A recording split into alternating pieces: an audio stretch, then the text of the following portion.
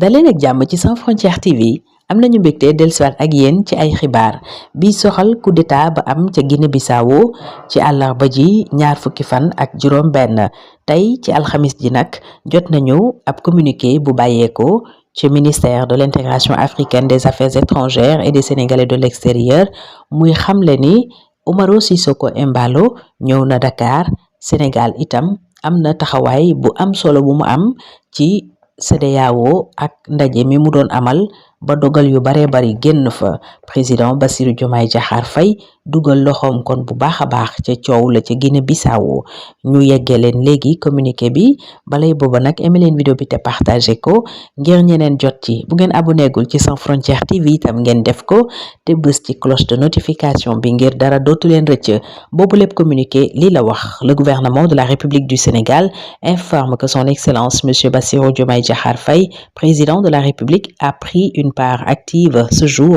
au sommet extraordinaire de la CEDEAO convoqué en mode virtuel pour examiner la situation en République de Guinée-Bissau suite à la prise du pouvoir par des éléments de l'armée ñu ne njiitu réewu Sénégal Bassirou Diomaye Diakhar Faye daal dinay dugal loxoom bu baax a baax tey ci sommet extraordinaire bi amoon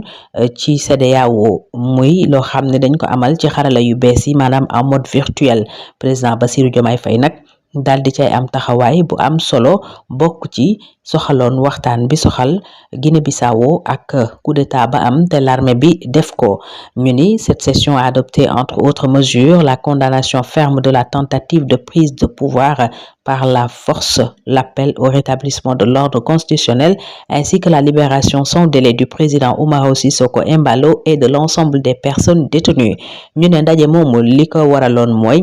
jël ay dogal bi ci njëkk di ñaawlu la am foofa di takk der yi bëgg a jël nguur gi teg ko ci doole waaye itam ñu ne ñu delloowaat ordre constitutionnel bi maanaam ku ñu fal jiite réew mi niki itam ñu teggi loxo président Umaro Sissoco Embalo ak ñëpp ñi nga xam ne jàpp nañu leen ñu teg ci ne les chefs d'État ont également décidé la mise en place d'un comité de médiation restreint dont le Sénégal fait partie et qui se rendra prochainement à Bissau afin d'assurer le suivi de la mise en œuvre de ces mesures. Intervenant lors de ce sommet, le président de la République a insisté sur le caractère absolument essentiel du respect de l'ordre constitutionnel, de la protection des populations ainsi que de la conduite de tout processus électoral dans un climat apaisé, sécurisé et conforme aux mécanismes régionaux établis. ñu ne nag leneen li njiitu réew yi daal di dogal mooy danañu taxawal ab comité médiation maanaam ñuy dox tànku jàmm Sénégal dana ca bokk te ñoom ñooña nara dox tànki jàmm yooye du yàgg dara danañu dem Bissau ngir dogal yi ñu jël ci CEDEAO ñu mën ko doxal topp ko itam ba ñu doxal ko na mu waree président Bassirou Diomaye Faye nag ba mu yëkkatee kàddoom wax na solo si rétablir ordre constitutionnel am waaye itam respecté ko maanaam ñi ñu fal ñu bàyyi leen ñu jiite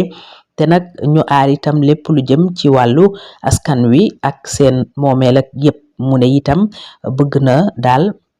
lépp luñ fay amal mu jëm ci ay élection yu ni mel processus ba jaar yoon am ci dal am itam ci kaaraange te ñu sàmmonteeg lépp li nga xam ne mooy charte yi ñu tëgg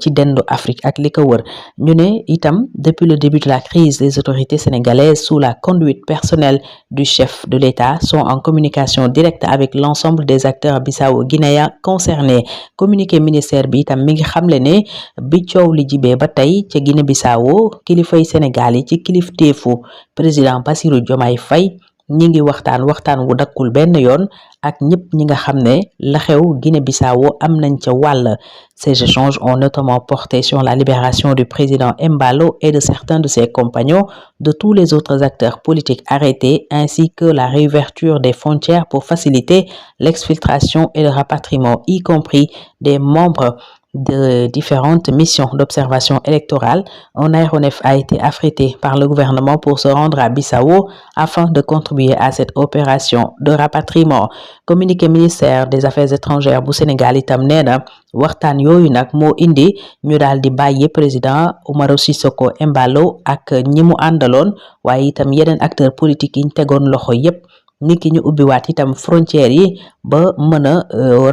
rawale génnee kon ñi nga xam ne ñoom ñoo demoon ci ay mission d'observation électorale maanaam ñi saytu ju woon élection ya amoon Guinée Bissau googa ñu ne itam Sénégal yebal na fa roppalaan boo xam ne gouvernement bi moo ko yónni ngir mu dem Bissau googa mën a yombal rapatriement bi maanaam ñañ fa war a jële yépp ñu jëlee leen fa ñu ne itam cela a permis l'arrivée au Sénégal sain et sauf du président Umaro Sissoco Embalo. Le gouvernement de la République du Sénégal réaffirme sa disponibilité à œuvrer aux côtés de la CEDEAO, de l'Union africaine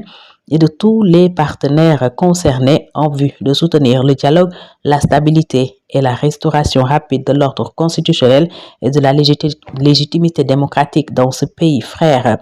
ñu ne nag loolu moo tax Sénégal gi Umaro Sissoco Embalo ñëw fi ci jàmm dara jotu ko gouvernement bu Sénégal daal di yeesalaat jàppaleem